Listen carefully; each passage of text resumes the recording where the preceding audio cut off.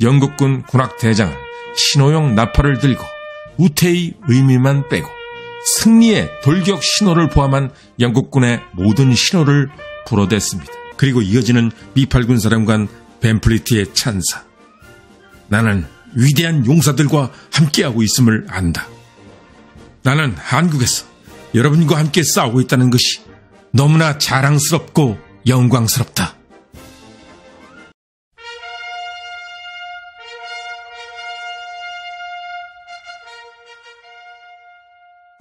국민이 신뢰할 수 있는 군대는 어떤 군대일까?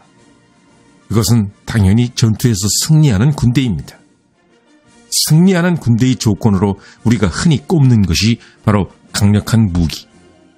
6.25 전쟁 초반 북한군에게는 242대나 있었던 탱크가 국군에겐 한 대도 없어서 밀릴 수밖에 없었다는 것이 대표적인 사례. 그러나 현대전에서 강력한 무기만 있으면 만사 오케이인 것일까? 물론 강력한 무기도 중요할 것입니다만 역사를 보면 그게 전부가 아니란 사실을 너무나 자주 보게 됩니다. 군대에 대한 유구한 전통을 갖고 있는 영미권 군대에게는 공통된 특징이 있습니다. 첫 번째는 군인으로서의 드높은 자부심. 영국의 호화 유람선 타이타닉호가 침몰했을 때 타이타닉호의 선장은 선원들에게 이런 말을 했다고 합니다. Be British. 타이타닉호가 침몰한 1912년 4월 14일. 이 시기 영국은 세계 초강대국, 그리고 자부심 또한 하늘을 찔렀던 시기. 선장이 했던 영국인답게라는 말에는 당시 영국인들에게 영국 국민이라는 자부심이 얼마나 대단했는지를 잘 보여줍니다. 영미권 군대들 역시 이와 비슷한 높은 자부심을 갖고 있습니다. 두 번째 특징은 바로 싸우고자 하는 정신. 즉 단순히 명령을 따르는 것을 넘어 자발적이고 헌신적인 자세로 임무를 완수하겠다는 강렬한 의지입니다. 세 번째 특징은 이타적 헌신. 이것은 필요하다면 기꺼이 자신의 생명을 희생할 준비가 되어 있음을 의미합니다. 이번 컨텐츠의 주인공인 영국군 제29여단 소속 글러스터 연대 제1대대 병사들. 이들이 6.25 전쟁에서 보여준 행동은 앞서 말한 그런 특징을 매우 잘 보여줍니다. 그런데 우리 대부분은 이런 의구심을 가질 수 있습니다. 왜 남의 나라 전쟁에서 굳이 저렇게까지? 그러나 사실을 말하자면 이들은 한국을 위해서 그런 것이 아니라 앞서 말한 영미권 군인들이 갖고 있는 그런 특성에 따라 군인으로서 행동했을 뿐이었던 것입니다. 잊혀진 전쟁으로 불리는 6.25 전쟁. 특히 1951년 1월부터 2월까지의 기간은 우리에게 잘 알려져 있지 않지만 놀랄만한 일이 무수히 벌어졌던 그런 시기였습니다. 우선 유엔군이 서울을 두 번째로 빼앗기고 평택과 삼척을 잇는 37도선까지 후퇴하는 사태가 이때 벌어졌습니다. 그리고 이 무렵 중공군에게 질려버린 미국은 만약 중공군이 금강선을 넘어온다면 한국을 포기한다는 계획을 세웠을 정도. 또한 현재 상태에서 휴전을 하자고 미국이 먼저 중국의 마오쩌둥에게 제안하는 일까지 벌어집니다. 그러나 한국은 또다시 살아났습니다. 1951년 3월 미군과 국군 등 유엔군이 다시 반격에 나서면서 서울을 탈환했던 것입니다. 그러나 1951년 4월 22일 위기가 또 찾아왔습니다. 중공군 총사령관 펑도하이가 또다시 서울을 점령하기 위한 공세를 시작했던 것. 이것은 중공군 춘계공세, 다른 말로는 중공군 5차 공세 1단계의 시작이었습니다. 이 춘계공세에서 중공군은 우리가 아는 바로 그 인해 전술을 보여주게 되는데 6.25 전쟁 기간 최대의 중공군 병력이 이 공세에 투입되었습니다. 그 숫자는 무려 70만. 중공군의 인해 전술은 단순히 사람 숫자로 미는 것이라고 생각할지 모르지만 사실은 시차를 두고 몰아치는 파도 작전이었습니다. 몰아쳤다가 돌아가고 다시 몰아치는 파도와 같이 엄청난 숫자의 중공군은 공격을 반복하고 또 반복했습니다. 이는 국군과 미군을 지치고 공포에 질리게 만들었는데 바로 이것이 인해 전술의 진짜 모습이었습니다.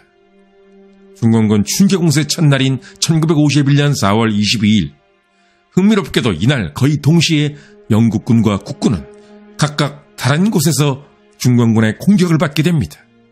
이들은 서부전선 임진강 남쪽 설마리 일대의 영국군 제29여단 예하 클러스터 대대, 그리고 중부전선 강원도 화천군 사창리 일대에서의 국군 6사단. 결론부터 말하자면 영국군과 국군은 모두 다 중공군에 패배했습니다. 하지만 두 나라의 군대가 보인 행동과 그로 인한 결과는 하늘과 땅 차이였습니다. 사창리의 국군이 중공군의 공세를 받자마자 후퇴하여 중부전선에 큰 구멍이 뚫렸고 유엔군 전체에 심각한 위기를 초래한 반면, 영국군은 단 한 발자국도 후퇴하지 않고 끝까지 버티며 싸웠던 것입니다. 1951년 4월 22일 밤, 임진강을 건너는 압도적인 숫자의 중공군 약 4만 2천여 명, 글러스터 대대의 대대장은 제임스 칸 중령, 그리고 그가 지휘하는 대대병력은 총 652명, 약 7배의 중공군과 싸우게 된 영국군 글러스터 대대. 이들은 중공군과 어떻게 싸웠고 이들의 최종 운명은 어찌 되었을까? 그리고 글러스터 대대원들의 행동은 전황에 어떤 영향을 줬을까? 글러스터 대대가 버틴 시간은 정확히 3일 낮과 밤. 중공군은 노도와 같이 인해 전술을 쓰며 돌격해오고 또 돌격해왔습니다. 그리고 글러스터 대대 병사들은 갖고 있는 모든 무기를 쉬지 않고 발사했습니다. 그런데 문제는 3일 밤낮으로 중공군의 공격을 막는 동안 대대에 탄약이 떨어졌다는 사실. 중공군은 탄약이 다 떨어진 글러스터 대대 코앞까지 돌격해왔습니다. 그때 참호 속에 있던 한 영국군 장교가 외쳤습니다. 글러스터여, 현재 위치를 사수하자. 우리 부대의 명예를 지키자. 그러자 어떤 병사의 외침. 부대의 명예는 개뿔. 그럼 난 나갈 거야. 이 외침에 한바탕 웃음소리가 퍼져나갔습니다. 중공군에게 완전히 포위당해 그 누구도 도망칠 수 없는 상황. 그런 상황인 것을 잘 알면서도 영국군 병사들은 이런 농담을 하며 싸우고 또 싸웠습니다. 미군은 공군력을 이용해 공중 보급을 하고자 했으나 영국군과 중공군이 너무나 가까이 붙어 있었기에 제대로 된 보급이 불가능한 상황. 글러스터 대대를 완전히 포위한 중공군은 피리를 불었습니다. 포위된 상황에서 들리는 기분 나쁜 중공군의 피리 소리. 이는 심리적으로 글러스터 대대원들을 위축시켜 싸울 의지를 잃게 만들려는 중공군의 속셈이었습니다. 그러나 영국군은 심리전에서도 중공군에게 조금도 밀릴 생각이 없었습니다. 영국군 군악대장은 신호용 나팔을 들고 우태의 의미만 빼고 승리의 돌격 신호를 포함한 영국군의 모든 신호를 불어댔습니다. 그러자 중공군은 더 이상 기분 나쁜 피리 소리를 내지 못했습니다. 하지만 이렇게 버티는 글러스터 대대에게 비극적인 소식이 들려왔습니다. 지금 다른 전선도 너무나 급박한 상황이다. 현재 글러스터 대대를 구출하는 것은 불가능하다. 미군의 무전을 받은 제임스 칸 중령. 그는 마치 자신의 일이 아닌 제3자가 말하듯 말했습니다. 그 외 구원병 온다는 거 있잖아. 그거 못 온다고 하던데. 그리고 제임스 칸 중령의 감동적인 마지막 명령. 나는 부상자와 함께 고지에 남겠다. 각자 안전하게 철수하기를 바란다.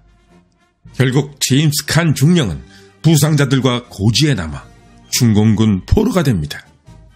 이때 무사히 아군 지역으로 빠져나간 인원은 67명. 652명의 대대원 중 살아나간 인원은 이게 전부였습니다. 글러스터 대대는 이렇게 비극적으로 패배했습니다만 이들이 벌어준 시간은 펑더와이의 계획을 이미 망치고 있었습니다.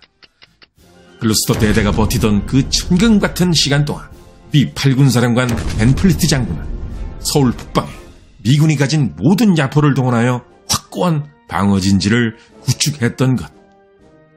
중공군 춘계공세의 최종 목표인 서울 재점령은 미군 포병 활약에 막히며 완전히 실패로 돌아갑니다. 이후 미 발군사령관 벤브리트 장군은 글로스터 대대 생존자들에게 미국 대통령 표창을 직접 수여했습니다. 이는 미국이 외국의 군부대에 수여하는 최고 수준의 예우였습니다. 그리고 이어지는 미 발군사령관 벤브리트의 찬사. 나는 위대한 용사들과 함께하고 있음을 안다. 나는 한국에서 여러분과 함께 싸우고 있다는 것이 너무나 자랑스럽고 영광스럽다. 압도적인 숫자의 중공군에 맞서 단 한 개의 보병대대가 보여준 불굴의 투지와 희생정신. 이것은 현대전에서도 세계의 모든 군대가 본받아야 하는 중요한 교훈일 것입니다. 끝까지 시청해주신 시청자 여러분께 감사드립니다. 다음에도 유익하고 흥미로운 컨텐츠로 찾아뵙겠습니다.